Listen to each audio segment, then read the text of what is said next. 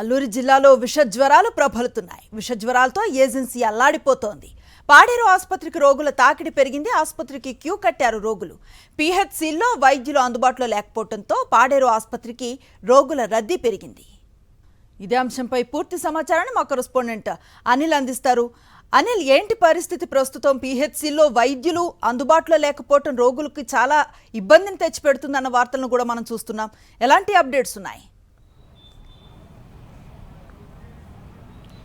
అనుశ్రీ, గత నెల 26వ తేదీ నుంచి పీహెచ్సీలో పనిచేసే వైద్యులంతా సమ్మెబాట పట్టారు. అప్పటి నుంచి గ్రామీణ ప్రాంతాలతో పాటు ఏజెన్సీ ప్రాంతాల్లో వైద్య సేవలు ఏ ఒక్కరికి అందడం లేదనేది స్పష్టంగా అర్థమవుతుంది. అయితే తాజాగా ఏజెన్సీ ప్రాంతాల్లో పెద్ద ఎత్తున విషజ్వరాలు ప్రబలడంతో పాడేరు ఏరియా ఆసుపత్రికి పెద్ద ఎత్తున రోగులంతా క్యూ కట్టారు. ఉదయం 9 గంటల నుంచే కూడా పెద్ద ఎత్తున రోగులంతా కూడా అక్కడికి చేరుకుని క్యూ లైన్లో నిలబడినటువంటి పరిస్థితి. ప్రతిరోజు 100 ఓపీలు చూస్తే ఈరోజు 200, 250కి పైగా ఓపీలు నమోదైనట్టుగా మనకు సమాచారం అందుతుంది. క్యూ లైన్లు కూడా పెద్ద ఎత్తున ఉన్నాయి.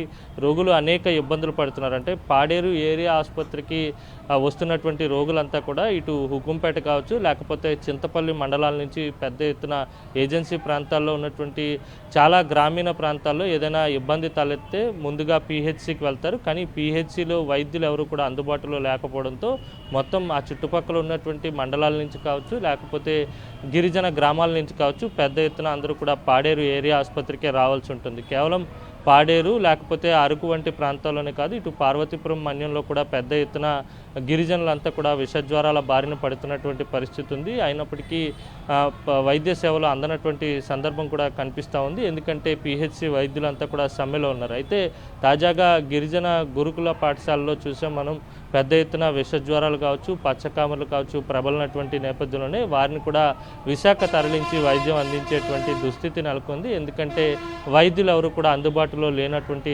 సందర్భం కూడా కనిపిస్తుంది. ఇప్పుడు పాడేరు ఏజెన్సీలో కూడా అదే పరిస్థితి నెలకొందనే చెప్పాలి. వైద్యులు గ్రామీణ ప్రాంతాల్లో ఉండేటువంటి పీహెచ్సీలో కావచ్చు, లేకపోతే సిహెచ్సీలో కూడా ఎక్కడ అందుబాటులో లేని కారణంగా వారంతా పాడేరు రావాల్సి వస్తుంది. లేదంటే అంతకు మించి ఏమైనా ఆరోగ్య పరిస్థితి తీవ్రతరం అయితే కనుక విశాఖ రావాల్సినటువంటి దయనీయ పరిస్థితులు ఏజెన్సీ వ్యాప్తంగా కనిపిస్తున్నాయి. ఇప్పటికైనా ప్రభుత్వం స్పందించాలి, మెరుగైన వైద్య సేవలు అందించాలని చెప్పి గిరిజన ప్రాంతాల ప్రజలంతా కూడా కోరుతూ ఉన్నారు. Anusri. Right, thank you Anil.